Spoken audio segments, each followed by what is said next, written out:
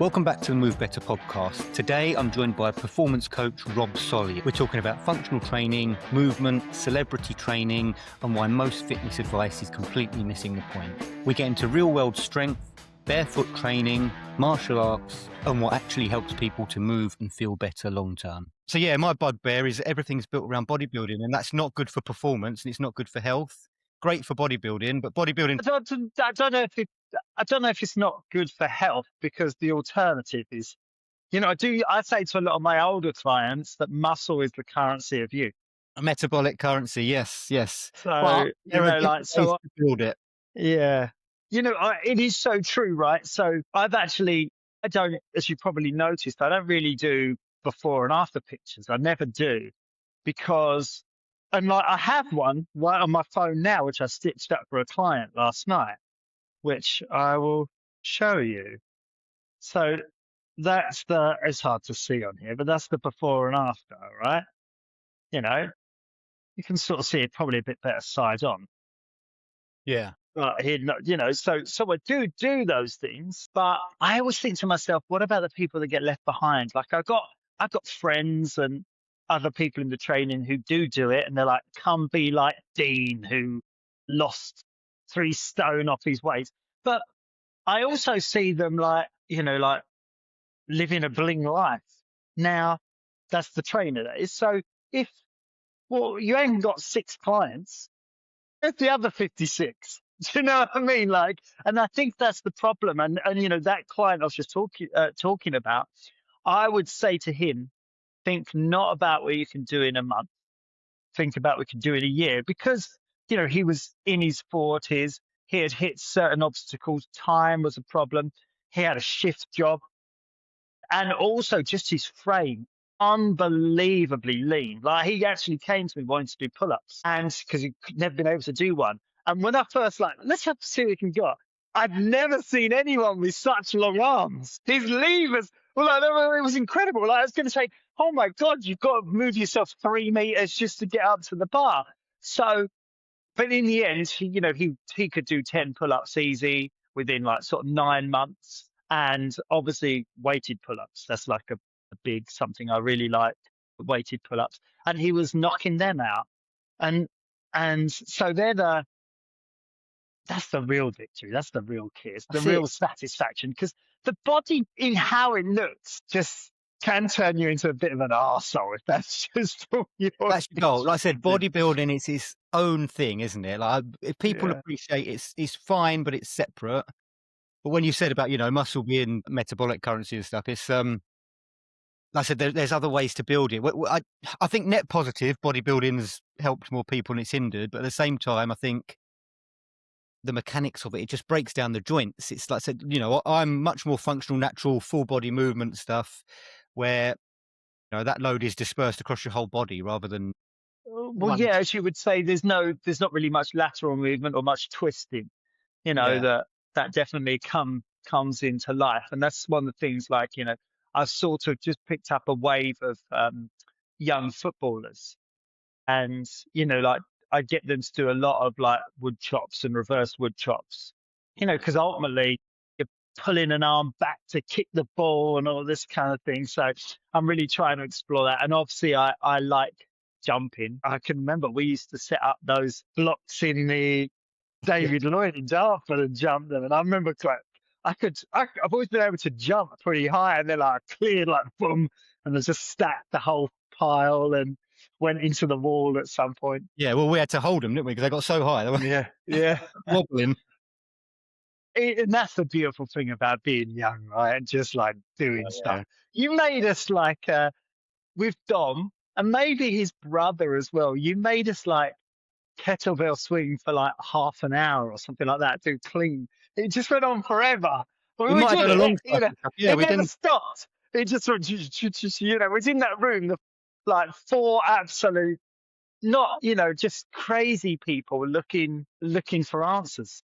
That's it. And we got some looks, didn't we? We did get, I've always got looks because I'm the weirdo in the corner with no shoes on doing. Well, you are like, I'm really early user of Vivo Barefoot. I bought my first pair in early 2013, right? But I'm going to put this out there, Mark, and I'm sure I've said this to you in the past.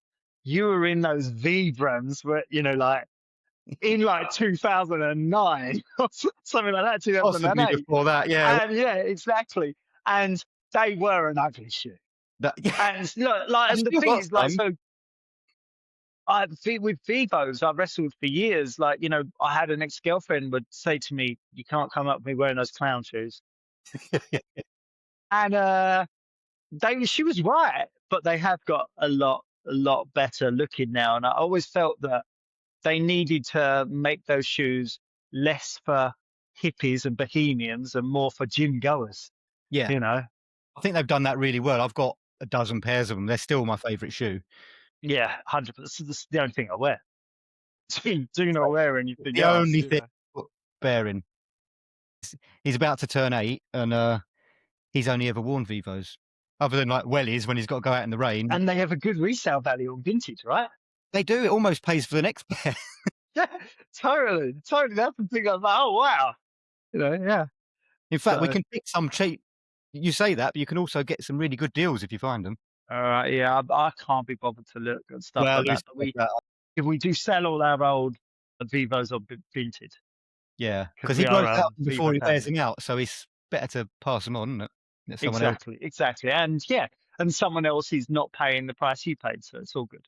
Well, they're not the So you get to cheapest, are that. they? So not everyone can afford No. them. Gives that person that chance to put their kids in decent shoes, which Yeah, yeah. So that, and they're a B corporation. I've often wondered if they should do like a budget version, yeah, you I know, think you should. because like it's all about bringing younger people who haven't got so much money. It doesn't have to be an exclusive club.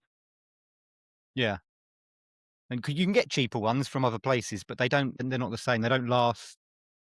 Yeah, I've not tried them, but they're probably from Timo or whatever. Yeah. I've got a pair of Vivos that are mainly relegated for kind of gardening and decorating the house, but I've got a picture of me doing a Spartan Beast in 2012 wearing them. So I've had them since at least 2012, if not before. I think Vivos only started in 2011, Yeah, 2012. that's what I'm trying to think. Yeah, so I bought two pairs. I think really early. It might No, I do think it was early 2013. Like, and I've got a friend Adam who, is the Vivo king, and he's like just like yourself, one of the originators. Yeah, I He's might been try wearing and them get him just a on actually. bit longer than me.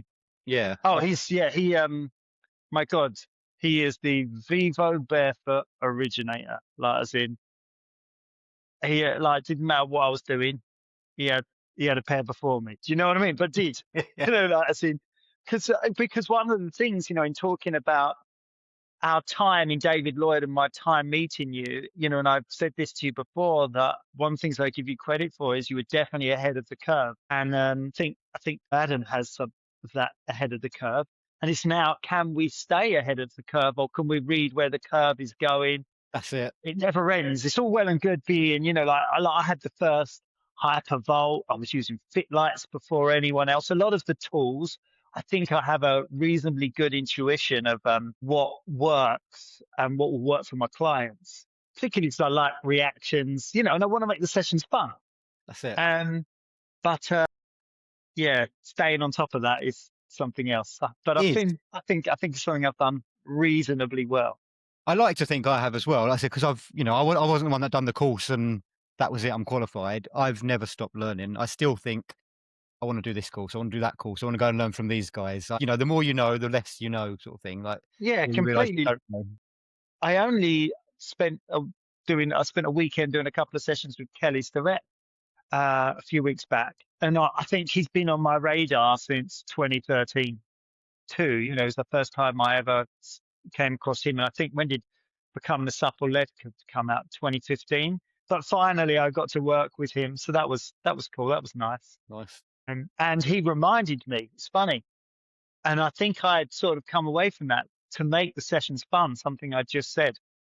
And that's something I've like taken back. Oh, my sessions used to be far more fun. I think I'm feeling the pressure of what other people put on me for that expectancy, and I'm less of an authority. And I think I should go back to being a bit more of an authority and just say, let's just stand on one leg and throw some balls for a bit. Fantastic. Yeah. Like, I try to do the same. I think we need to regress rather than progress training. We need to regress it, like back to what's natural. You know, moving, react. Like you said, reactions are important, especially as we get older. And balance, single leg work, rotational stuff like reactive movement. For athletes that want to move better, and for everyday people that want to move better and ache less, it's not about 3 sets of 10 on a bench press. It's about, can you move? Can you duck and weave? Like, look at boxers, they move beautifully. And you've probably noticed this as well. If you get a client who's had kind of a history of or a background of dancing or martial arts or gymnastics, they can do whatever you tell them. The dancers are ridiculous. You tell them straighten They your back, they straighten your back. You Yeah. tell them slow it down, they slow it down. You tell them, right, position your shoulder here, they position. Other people, you kind of tell them one thing, and they kind of give you that vacant look and nod as if they've done it, and you kind of stand there waiting for them to. But they are people that have been heavily coached, and it's not just being able to do it, it's being coachable, because if you can't dance or hold that shape in gymnastics, then you're not getting the score or you're not getting the work. And they're unbelievable at taking cues. Yeah, That's it. I totally agree with that. But And it's just the I think body it's more awareness. than the physical. I think it's the mental as Yeah, well, like as in being extremely coachable and going, yep, no worries, I'm on that. yeah, yeah. But like I said, it's the body awareness that, they can feel. If you say your shoulders are a bit rounded, they can pull them back. Other people Yeah, just got no, it's they're not, there's no ridiculous. link. They're ridiculous. I once bumped into a guy in the gym. I was chatting to him, and he was doing leg raises, hanging leg raises, while wearing a boot because he had snapped his Achilles. And it turned out he worked at Cirque du Soleil, and he was one of the people that holds the people up, a support kind of thing. And we were just talking about recovery. Well, I was talking about recovery, stuff like that. And he's like doing elite stuff, traveling the world. And he'd never had a massage, never been in a sauna or anything. I was just like, oh wow! And it's really funny that the dance world, particularly, I don't know so much what it's like in gymnastics. That side of the acrobat dance thing, they never spent any time recovery, and it goes back to they're like psychos. You had to have a certain mentality. You know, um, worked in Sidcup for a bit and lived in Sidcup for a bit. And obviously there's got your two, Rose Bruford and Bird College, a dance and an acting theatrical schools there. And so the better gym on Sidcup High Street was just full of dancers at like 4 o'clock. And they just done a day of dance and then like sprinting and in the splits. It was a really good place to be, it was really bizarre because I was at this gym with just, a cheap gym with just elite people in both their mindset and what they could do. Yeah. So yeah, one of the things I wanted to speak to you about as well is obviously it's no secret on some of your celebrities that you train. I don't know what you name drops you can do or not, but I think people would be interested in kind of how do you train celebrities? Like what? Because I remember when I first did my qualification like 20 odd years ago, one of the coaches that taught us, he taught some higher level footballers and athletes. And he basically said, you're not trying to, bodybuild, you're not trying to break records. He said, your main goal is just don't break them. That is definitely true. Don't get in the way as well. Don't get in the way. Working with young athletes in a minute, I'm not there to get in the way of their sport or tell them this isn't right or that's not right. I just, leave that to the coaches. Have faith in those coaches. I'm just here. I'm going to try and make a jump a bit higher, and stuff like that. As I sort of said, not getting in the way is a really important factor. Like I'm sort of going from musicians to films at the minute. And we were talking about the multitude of clients a second ago, right? On having multiple clients. One of the things I love about film, and I did work for Warner Brothers for a short while at the ACAST studio, which is a private gym on I always get this wrong. That's like this at the back of Harry Potter world, rather than let me ruin where it is. But the gym was incredible. There's no one in it, Tom Cruise put in the sound system for real. And in fact, so very quickly, I said to the guy, he said, one of the site manager would talk to me and he'd be like, tell me about Tom. And he said, yeah, and he was in about one. And I'm thinking to myself, he said it to me a couple of times. And I was thinking, well, I'm here at one. I've never seen him. There's no one in the gym. No one's allowed in. You have to have a key card. there's another gym on site as well. That's for like, I think crew and other casts and stuff like that. But this was just for, it was created for the Justice League. And, but I turned to him and I was like, well, yeah, no, not, I was here at 1. I finally plucked up that sort of courage. He's like, yeah, 1 a.m. And he'd be finished the day of filming, and him and his PT would turn up and use the gym. He'd been off filming not the very last Mission Impossible, the second to last one. I'm just like, wow. If Tom Cruise can find the time, then I think you can find the time, but Yeah. that's the levels, the mindset. He's going at 1 o'clock in the morning. But the reason why I sort of mentioned film is you said earlier about reversing, going backwards in training, but I'm going backwards in my thinking. And so I've got one client and I have to deliver. So I will turn up with a drink before the session, a drink after the session. If I'm on set doing the whole thing, I'll be talking to the chefs and everything else to curate everything I can to make it work. And that means warming the client up because they're going on set to do a little bit of an action, cooling them down, some soft tissue work, even though I'm not a physical therapist. I have my 2 hypervolt guns, two gun Rob, like, and I have a bed and I've been on assisted stretching courses, just like what you sort of said earlier about that learning. So whatever situation I'm thrown into, I can sort of handle it. I have some experience. I may not be an expert. I'm a generalist and I'm completely open. I will bring in better people. If we need better people, I will make that call. And I think my phone now is literally full of people who can help me, like help me curate this experience, help me get the client to where it is, because I've got one chance. And if I screw this up, if it doesn't work, I will not work in that industry again. It's that small, it's that clicky. Yeah. It takes a while to break into it. It's something I've been working on for a while and I'm not fully in, but it's something that I'm doing. And it that's really the answer to your question, that I think I've always done this. I've always gone, I don't charge for example, it's crazy. I don't charge a cancellation fee. I never have. Because how can I, like, I've been with, let's go Ollie. I've been with Ollie 10 years. I've been with Emma 10 years, Emma Willis 10 years. They'd owe me thousands. You know what I mean? Like, it would never be worthwhile for them, because when I first working with Ollie, his schedule was, off the charts, ridiculous. And it would just be the night before, hey, Rob, tour manager going, hey, Rob, so sorry, Ollie can't make tomorrow. He's now doing Good Morning Britain, or he's got a flight to Germany for this. And it just was like that. And then comes the buy-in, right? So they know I show up for them, so they show up for me. So even though I'm trying to demonstrate that I'm putting something on the line for them by not just charging them this fee, which has cost me, it's cost me loads of time and loads of, scratching my head because I was suddenly 3 when I was 5 minutes ago, my day was full up. And then you start to panic, as you will know, self-employed. You're like, oh my God, where's the money? I've got no money. But everything, like, it's been, that side of it's been over 10 years now, and it's worked out beautifully. I really can't argue with it. And I still have the relationships with everyone I train. I Yeah. might not actually be their trainer anymore, but I still have the relationship.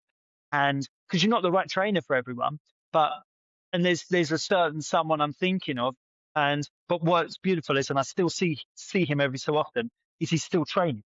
And all I did was, like, find him a way to make training fun and give him the skills. Go back to what you said about movement, those first steps. So rather than put him in the gym, which is really what he wanted to look good, but he couldn't move. He literally was a bit, may have been a bit dyspraxic or something like that. So I was really trying to build up the foundations. And I always say that I hope that when you're 60 and 70, you'll go, I had this trainer once. He's the best trainer I ever had, and I hope that's me. I think, well, it's the same thing, not all clients stay forever. And it's nice if you see a client 5 years on and you see them in the gym, it's like, fantastic. They're Done the job. they're still doing it. Yeah. Because like the picture I showed you, we finished our journey, and I think it's fine. It's absolutely fine. I'm like, he knows I've got him looking how we wanted to look. He can now do the pull-ups. He gets the idea of a gym. He's only really got time for 2 weight sessions a week, and he understands that, okay, I can do everything in a push and a pull kind of thing, kind of mindset. And he does other things too. So yeah, he doesn't need me anymore.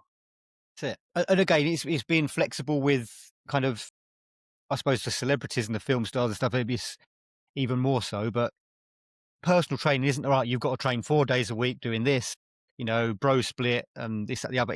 You've got to work around their schedule. If they've got 4 days next week, but they can only make 1 day this week, you just have to make that work. And then you kind of adapt the program. Okay, so if you've got 4 days next week, we'll split it like this. But if you're going to do it 1 day this week, we're going to do this.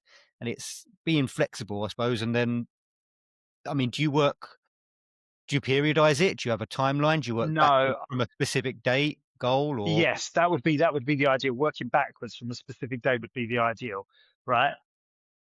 It depends. It changes project to project and client to client. Um, I was this time last week. I was sort of in an interview, a chat about work. Within that industry, I was just talking about in the next step.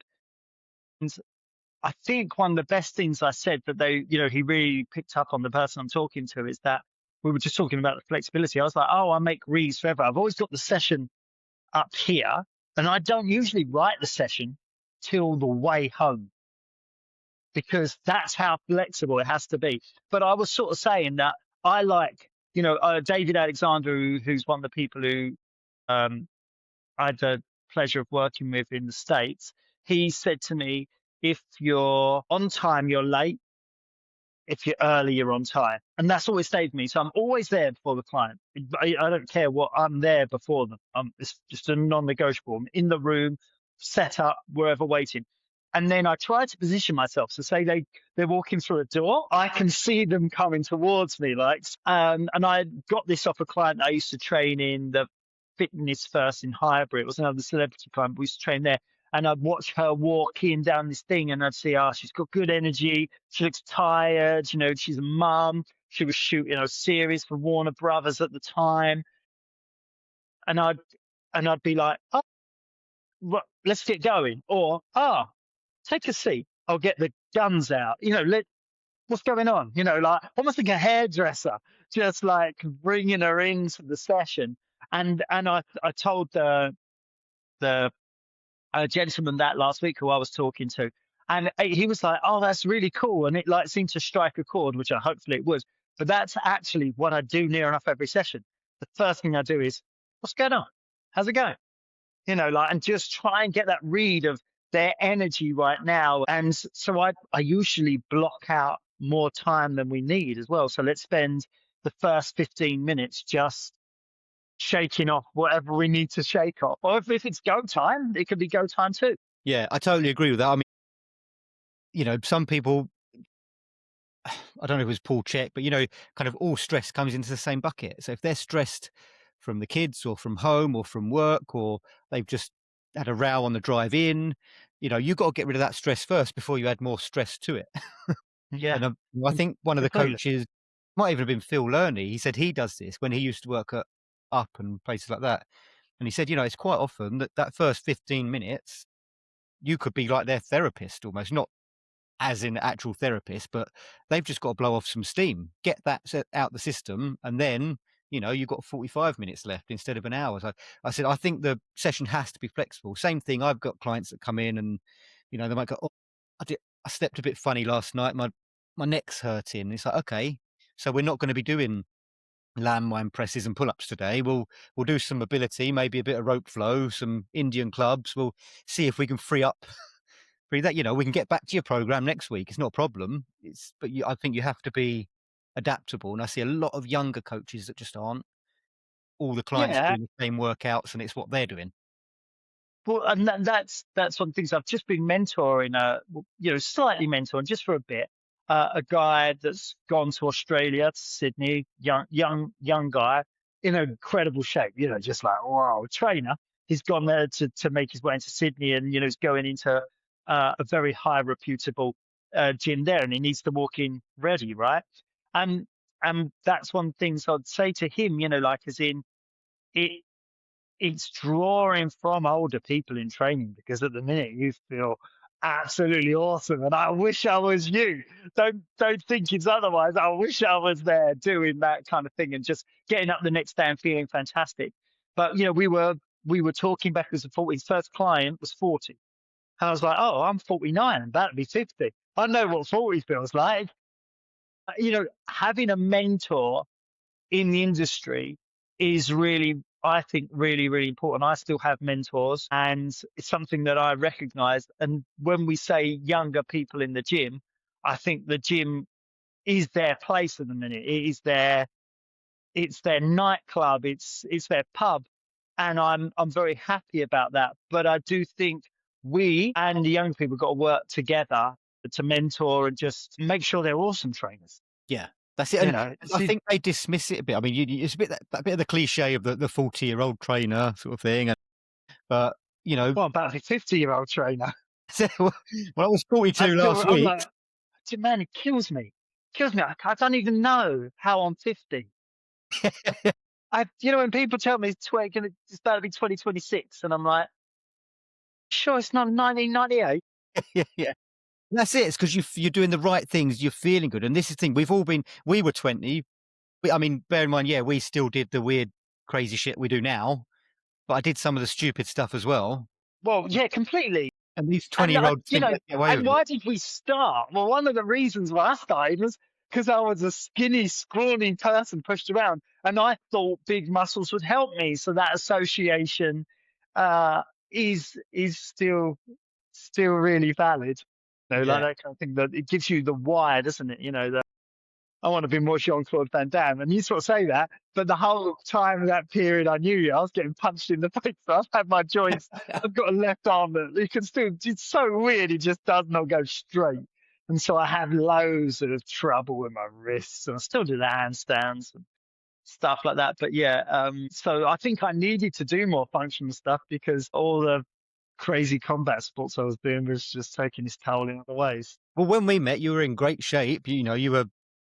I don't know if you were still doing your taekwondo, but you were there. And when I you was doing joined it, MMA all the yeah, time then. yeah, oh All yeah, the you were still time. doing it Yeah, all the yeah. way through. Yeah, I was doing the jiu-jitsu at the time as well. But yeah, I remember when you jumped in, kind of with me and Dom, we were doing some crazy work.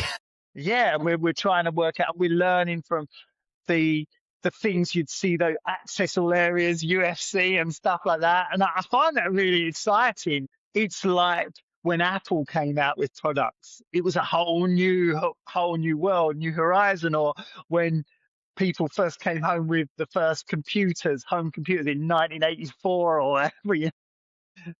It was super exciting because the world of training was opening up to us, and Was you were seeing that there was other ways. I suppose that's the YouTube to a yeah, degree. I remember you coming in really excited because you'd got the GSP. Was it a hurricane training? I think I did loads of I did there was lots of loads. I loads of just remember one. I You coming got in to really I remember excited. It was the I George St remember Pierre writing one. to a supplement company that did some pills for Chuck Liddell, and it'd been like terrible. I was like, "Oh, do you sell these in the UK?" And they're like, "Unfortunately not, but when we do, we'll let you know." Thank God they didn't. It's a double-edged sword, you have to take the ones that work and get rid of the ones that don't. But yeah, we even then, like I said, we weren't bothered about bodybuilding. I mean, Dom had done his stint in bodybuilding, and then he came back with his kind of hunched back, and Yeah, he started and training with that me, and he was showed in jiu-jitsu, because you had Dom, who was very powerful for the first minute, but you knew if you had a round with him, it was the rounds, the 3 to 5 minute of the rounds, you would start to like yeah. wear on him. But we fixed him. He's sorted himself right out now. Yeah, because we got rid of his hunch from all his squats and deadlifts. He still does them, but he does a lot of kettlebell work now as well, I think. Yeah, he's in good shape. I didn't write a list of questions because I prefer it to flow. In terms of, we'll go back to Ollie because I think people will be interested. He was in fantastic. I saw a picture not too long ago. He's in fantastic shape. Was that for his tour? I think was it. Yeah, and every Did he get a tour, lot of shit for that? Did I yeah, see that he got a lot of yeah, company but for that? Yeah, completely. I stay out of all those things because I don't even know if I posted a picture of that kind of thing, even though like me and him do the work together. Obviously, he has a nutritionist too for this tour. But every tour we try to raise the bar. And the raising of the bar this year was bringing in, because he's really into his boxing, he brought in a couple of the boxers that he learns under, their nutritionists. So it was easy for him to get buy-in to that as well. And I think that's a really important thing, because he's like, I want to be like the guys. So that worked really well. But yes, he's been in fantastic shape. There's not been a tour he's not been in good shape. It's what we do, and like I'm obviously been a big music fan in the '90s. I That's all I did really. That was my social life. Go and see bands. I suppose the early noughties too. Well, that's it. When But we met, you weren't a trainer, you were in a band. yeah, and he really does bring the energy, because it's a one man show. I think he really feels that pressure. So I'm very lucky that he puts a lot of faith into me, lets me guide him, and we work on, being powerful and looking good, but at the same time making sure that for 1 hour and 45 minutes he ain't gonna miss a beat Yeah. in energy, and he doesn't. And I remember he was like, when his nutritionist went to see him, and he's like, I can't believe what you did. And Ollie was very proud of that, because obviously that's his peers, right? He really liked that. That's exactly what we do, like he knows this is my music, this is my album. Okay, now how do I present it in the best possible way? Well, I want to be able to sing and then not have to catch my breath. Sing and go crazy and run around doing things, and then a couple of breaths, talk to the audience, then we're back in. It's impressive. I think people underestimate, like, they'll do like a 45-minute Zumba class and come like, "Oh, that was hard." Like, imagine doubling that and you've got to sing while you're doing it without Yeah, sound. and It's nerves, like, it's unbelievable. It's like tune you changes, yeah. something we really, really learn about the tours and that. Those moments off stage when they're in between the shows, oh my God, they're so high pressure. Someone will be whizzing their hair and putting them in clothes, and remember this, remember that you're going to come out on this. It's yeah, they're pressure. They're people who can take pressure, and they deal in pressure, and obviously their performers put on a performance Yeah, and you've got to be on it physically and mentally, so that's where the diet really has to come in as well. completely. Did I see you were using Morpheus before, or was it a different? Yeah, so I use Morpheus on my Ollie wears Whoop, I wear Aura.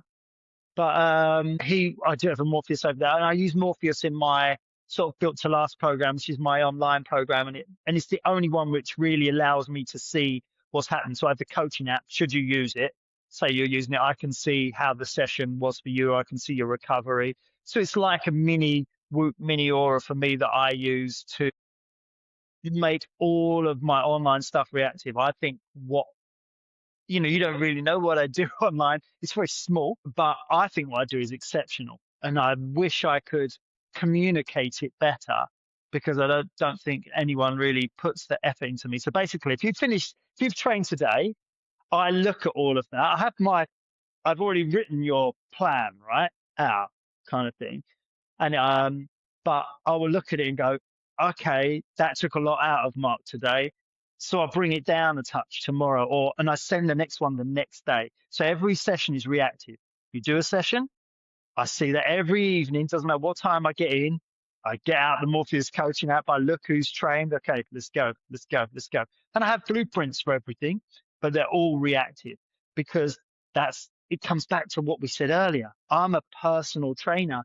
If I'm just giving you cookie cutter stuff or by numbers, I do not understand how apps and coaches send out sessions, a program. Here's your month program. What the hell? You're not a personal trainer. You might as well have used Chat GPT. I totally I agree with you. This really, is where people don't perceive the value of personal training. And I think there are a lot yes, of personal trainers that go in with their plan, like I said, their session's planned and they're not adapting it. But you could turn up, you've had a shit night's sleep, someone's just crashed into you in the car park, you're stressed at work, and they're like, okay, well, we've still got to add 5% to the bar from last week. And they just don't adapt. And that's not personal training. That's just like, that's a rep counter. my 8-year-old can stand next to people and say, run faster, do 10 more push-ups. So I think that's where the value in the personal training comes in. I've got online stuff, and if you want to buy a program that you follow yourself, you do that. But, I'm fully open that the fact you can get a program off of Google or ChatGPT. In fact, I tested it, and ChatGPT spat out quite a good program when I gave it the parameters, said the goals, gave it some people to kind of base it off, and it actually gave a really, as far as the science goes, gave a fantastic program, but it doesn't account for, have you recovered well enough? Did you eat well? Did you sleep well? That's personal training. So when you get people that go, oh, it's a bit expensive, or, I can get this program for 200 quid. It's like, well, yeah, but for me, personal training now isn't even about the workout. It's about the coaching. Completely. And that's it. There's two aspects here, that maybe this idea of what we're doing is going to get cheaper and cheaper and cheaper because of ChatGPT. So the the people who have put themselves in that domain are probably going to have to watch their revenue go down. So they'll need to spread it to more and more and more and more people. So it becomes more about marketing. But I do feel that because a lot of people haven't seen top tier personal training or what it can be, that sometimes the public undervalues what a trainer could be. So a lot of people think they don't need a trainer. I've been training since I was 13. I've never missed a beat, but I've never been injured as such. So I've never had any time off. I've always trained, but I still have a coach. That's it. Yeah, And I I think still go. everyone I should. still go and get trained. And that's because I understand, or to a degree understand, this thing. And it is sometimes someone else looking in. Well, I think training's in a place where it will really change in the next couple of years, and I think it's really gonna um, take a bit of a hit in what I was talking about. And so the marketing that we're seeing on Instagram and TikTok and just this nonsense, I think that's going to become, unfortunately, take up more energy and thought of a trainer. That's how, because I think the price they'll have to charge will come down because people will be able to do stuff on, as you sort of said, ChatGPT and the like. I think the social media is kind of a double-edged sword as well, because it helps people like us and people doing really great things share it and spread the word. But at the same time, a lot of the stuff that people look up to on Instagram is just the shallow mirror muscle nonsense. And you see these guys that look fantastic doing some gimmicky exercise, and you and I know they didn't look like that from doing that exercise. They put the groundwork in before, but they're just playing off of the 4 second, So I have the good fortune to know someone who trains a lot of American actors. He's British, and so much so that they will take him to do the job. He's elite. His mindset's elite. He's fantastic. He's friendly. He knows what to do. I'm pretty sure he's got about 36 followers on Instagram, and he is the person that they are calling. They could use an American. Plenty of them, awesome American trainers, but this man has such value as a trainer, as a coach, and all the other bits and bobs that come with that. Um, that they choose to use him and put him there and him there. And the names I won't, because that's not how it's done. But the names are ridiculous. yeah. But as I sort of said to you, no, the whole world should be listening to this guy, but they're not. Well, this is it, and Like, that's the problem with Instagram and TikTok. And I could post something that's of value that could genuinely change someone's life. If they took that advice on board and actioned it, it could change their life. It gets crickets. Whereas someone in a pair of Speedos doing something that looks ridiculous, they get millions of followers. But the problem is they've got the millions of followers. So everyone, they're the people they're looking at, and that, they're in the gym messing themselves up, doing the wrong stuff. It's not what they should be doing, what they need to be doing. And yeah, it's just trying to get people, like, that's the whole point of this podcast. I'm trying to spread the message, spread the word of what I believe, at least. And I'm sure there'll be people that disagree, but what I believe is the way people should be training and living, and kind of yeah, I everything. don't. One thing I don't do is work in absolutes. So I do like squats and deadlifts. Like, I don't mind things that are single leg works is my bread and butter. But like I don't have a problem with these things. I don't work in absolutes. It's what works for that person, what works for the goal, and we've got to get people where they're going, and we have got to sort of raise the health of the nation. What you just mentioned on Instagram and TikTok, we are both generalists, and they really live for the world of specialists. Had I decided to obsess over handstands 10 years ago and now I was top of that, people would follow me on that. But I don't, I just train folk. And so I think that's a real problem because we want to be wowed, we want to be blown away. I think we do often listen to extremes and specialists. And I think when you do become a specialist, you have to sort of go down that rabbit hole. And so I think you sometimes got to see the wood for the trees in the other areas. So you Yeah, become, as I sort of mentioned, an absolutist. And I'm not really, I don't follow that vibe. yeah. I said there's certain things. Again, I'm the same thing. I always was told and tell people that if you can't explain the reasoning behind every exercise in that program, you're just guessing. You may as well pull it offline. Like I said, when I write a program, I know why I've got every exercise in there. They're not just in there. There's not a squat because it's the king of exercises and we've got to have a squat pattern in. I'm looking at their goals, what's going to be most beneficial to them. So, like I said, you should be able to justify every exercise in that workout. There are certain things, squats and deadlifts. I've had arguments about these with plenty of people. It's not something I generally use anymore in the traditional sense, as in a barbell squat. I've got my reasoning for that. But again, I'm also fully aware that for some people, that is their goal. If they want to be a power lifter, you're going to be doing squats and deadlifts and, so swings and roundabouts. And you've got to pick what exercises to use for each person for their specific goals. Whereas, like I said, most trainers will come in and go, oh, yeah, we're told we've got to have squat, bend, push, pull, lunge, twist. There's, primal movement patterns, but they still don't understand them. Their idea of a squat is just a squat. They don't realize there's 100 variations of a squat pattern. I mean, how do you use those? Well, I work with my client. I think sometimes it's nice to have PBs.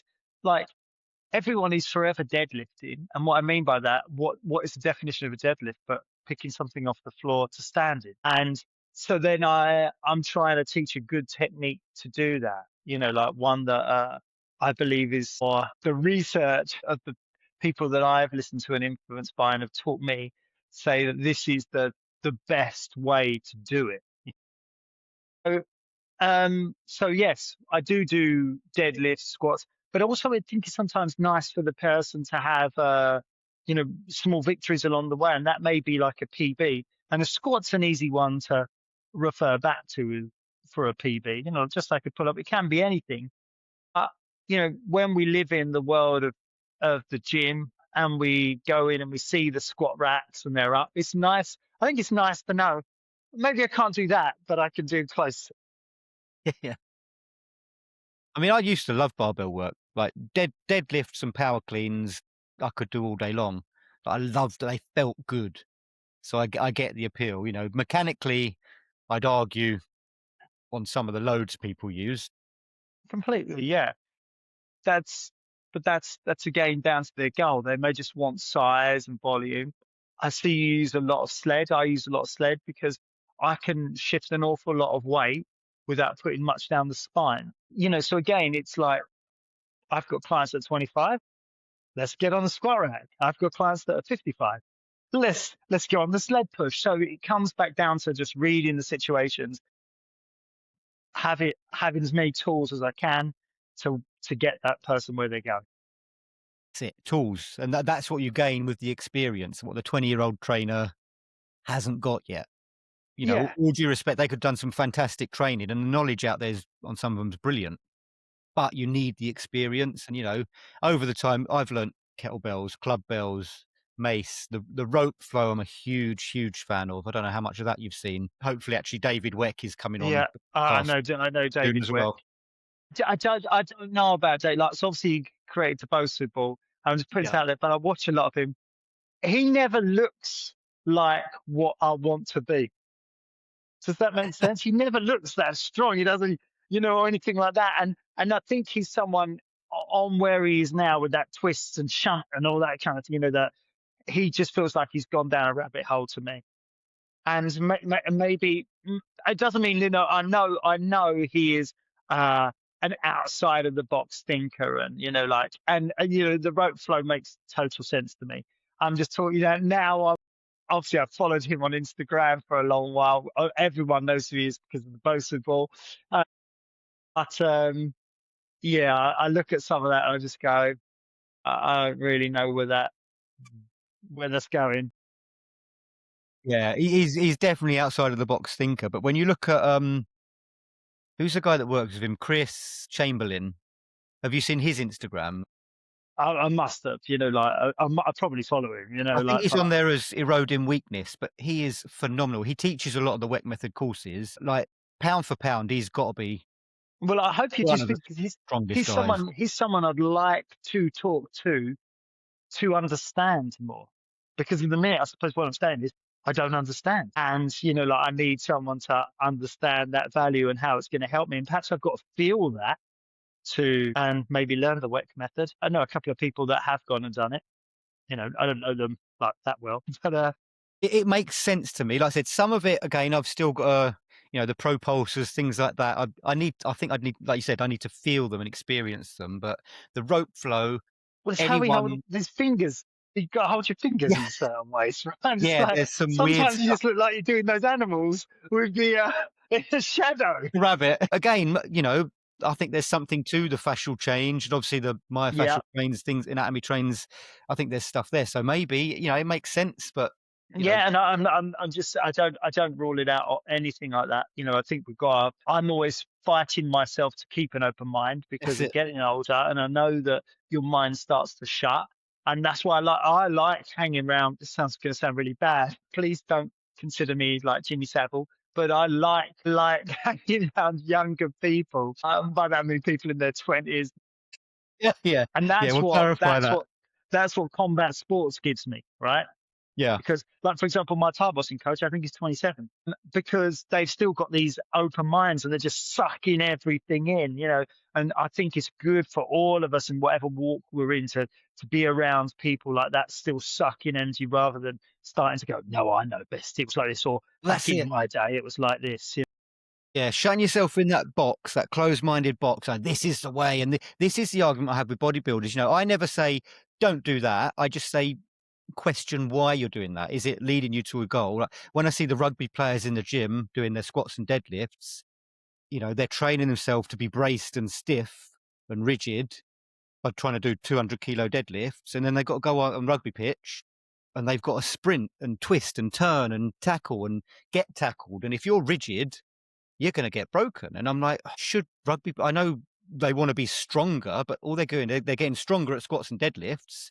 They're not getting any better on the pitch. So it's like, are they counterintuitive? Would they be better pushing a sled? I'd argue 100%.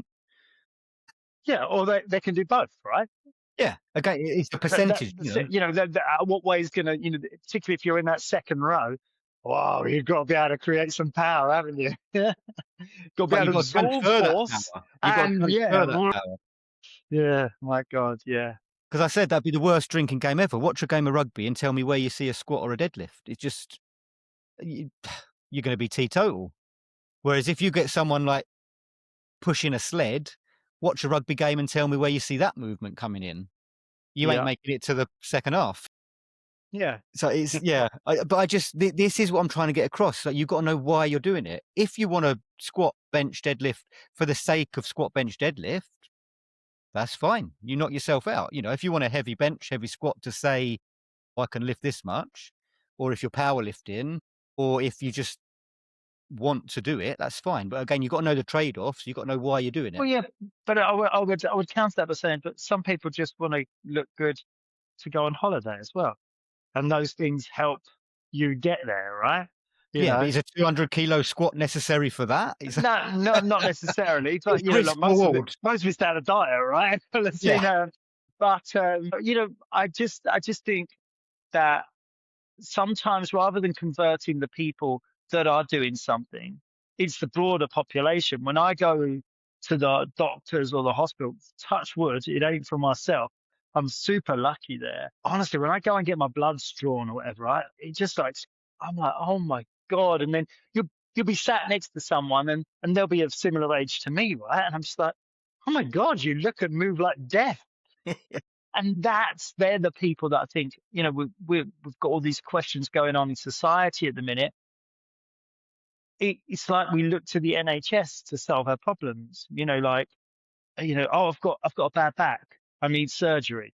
You know, we've got to look at ourselves, and I think we've got to hold ourselves to a higher account. And the more that we can spread this message that it doesn't have to be a complete slog or the grind, it, you know, someone's going to come up with, I'm sure someone already has, but something that blends strength, yoga, plyometrics, all these balance, all these different things, maybe some weights all in one session.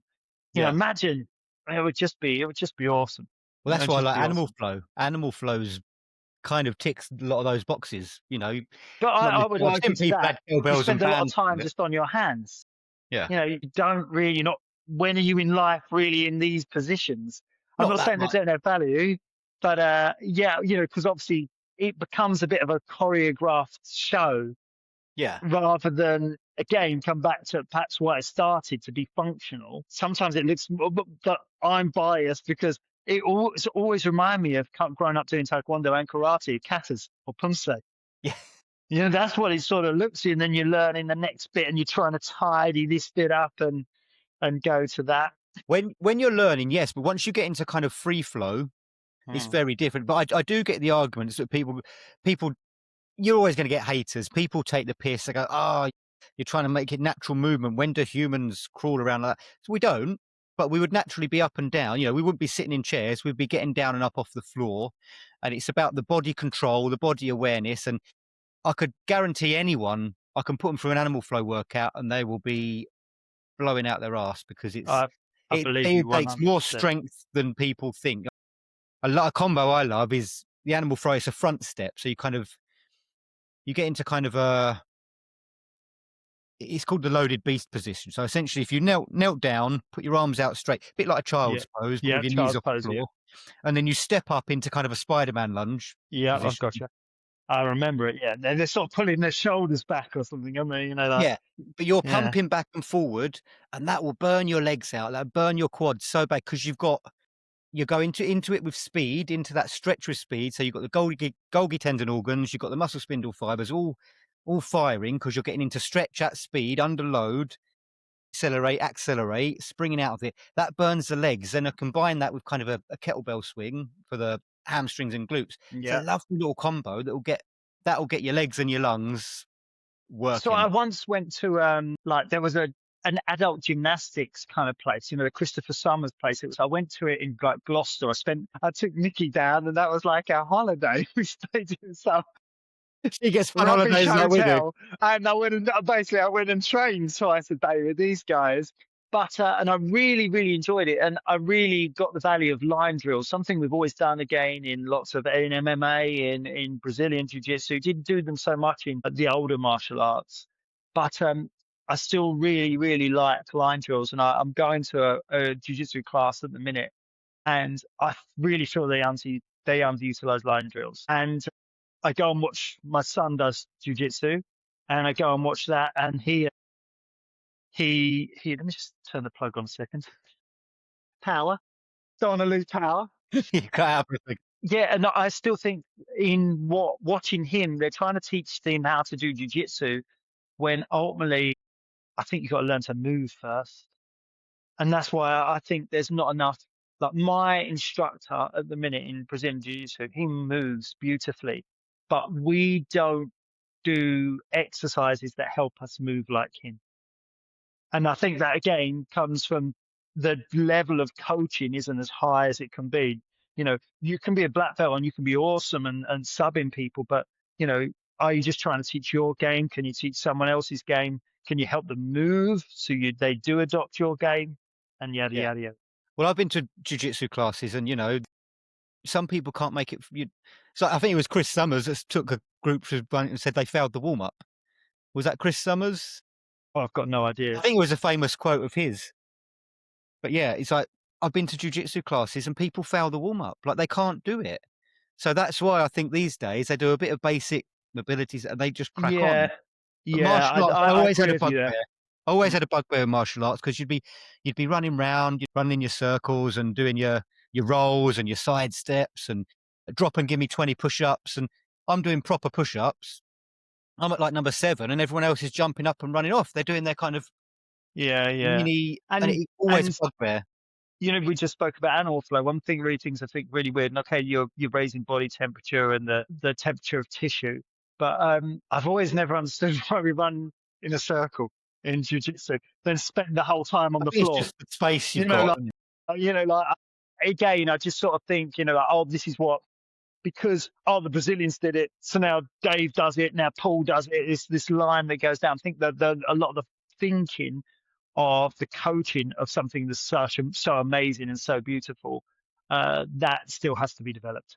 Yeah, it's just come down. I think it's the same thing, like I said when I mentioned the rugby earlier, like you see it, I think it's, "Oh, well, that's what they've always done. That's how we've always Completely. played rugby. That's Yeah. just what rugby players do." So, well, no, And I can times have changed. strangle you, so I know best. Yeah, yeah, yeah. And to be fair, you're constricted. Ideally, we'd be out in a field in the sunshine on the grass grounding, but when you're in a kind of a small dojo just with a Yeah. matted And mate, floor, they're cold at the minute. you just They gotta are run in cold. circles. I also, now I am, as I keep mentioning, 49 about to be 50. I do think, why don't I take the winters off? Just take 3 months off, because your feet and hands are so Yeah. cold. It's just so miserable We've in got the one gym at local, the it's minute. there's no heating in there, and it They're is too big. They're all these cold in the winter. massive vaulted warehouse ceilings, and then some little heater. Everyone's, yeah. We're clearly, I'm not from Dagestan.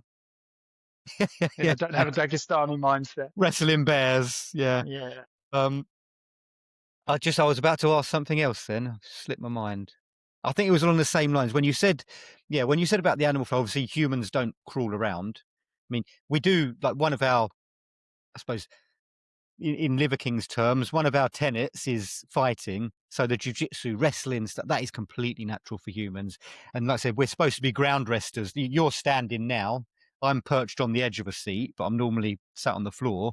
We're ground resters, so we get down and up off the floor all the time. We climb things, we do Yeah. crawl over and Yeah. Yeah. under things, but it's not all of the time. So that's where I think, that's when you said about including the stuff you wanna do, if that's squat, bench, deadlift, I think it's a case of just get it in the right proportion. Because the go-to guys, I don't know if you've seen much of their work, their premise basically is that, you know, we are hunters. We've got our eyes on the front of our head because everything's forward intention. So sprinting, walking, throwing, everything's forward gear. And what they're saying is when we're doing a squat or a deadlift, that's kind of working your reverse gear. And it's the same as a car, we've got 6, 7, 8, 9 forward gears and 1 reverse gear because we spend 90% of our time going forward. So I think with training, and it's one of my arguments again against kind of squats and deadlifts as opposed to pushing a sled, it's strengthening that reverse gear when we want to be going forward. We are forward movers. So again, it's one of those things that if people want it in their program, I'll program it in, but I'll maybe keep it to kind of 10% of the work. And it's again it's just ticking the boxes. What's right for that person and why are you doing that exercise over that exercise? It's having a big toolkit, I think. And like from when I spoke to you about the service that I can provide a client, that's because I'm constantly working on my toolkit. And I when I'm at gyms, I notice that other clients don't turn up with drinks that they've made themselves for their clients. And here's one for the way home too. But what I am is always running out of Yeah. protein shakers. I usually have to go on Amazon and buy 20 at a time because you're not getting them back. Um, that's part of it. It comes back down to that service, that value, that personal nature that I try to bring. And I don't know why I sort of got that, but I got that early on, so that when the opportunity arose, I was ready for it, and Ollie's the perfect example. There was a trainer before me and a trainer to do the tour, I believe, that I then walked in, trained him for and ended up doing. But it didn't hit the box, and I turned up and was like, okay, let's go. And, I had to go through Ollie's tour manager and his man. I had to like run both of them in sessions first of all. So I was definitely being felt out. And can you pass that test? And get yourself as prepared as you can for opportunities when they arise. And I was ready. I wasn't young. So I would have been in my late 30s. So, but I was ready. And that's a really good thing. And then not long after that, I was asked to do another tour of another really big girl band at the time. And I spoke to their manager and the tour manager about it. And I didn't think I was ready for that because there was a lot of physio and there was a certain thing with one of the clients at the time. And then what they really wanted me to do, which was something post tour, get them ready for. I was just like, oh, I'm not ready for this. Or I need two people. I need somebody who can do soft tissue work and myself. But obviously, you're talking about bigger budgets then. Yeah. But something I really think, how did things arise? I don't know, but be ready for it when they do. Yeah. Awesome. Thanks for listening to this episode. I appreciate you being here. If you've got value from this, please hit follow or subscribe so you don't miss what's coming next. You'll find any links in the show notes. And if you're ready to move better, feel better, and build a body that actually lasts, you can join my free 7-day Move Better challenge at www.movebetter.club. Thanks for listening, and I'll see you in the next episode.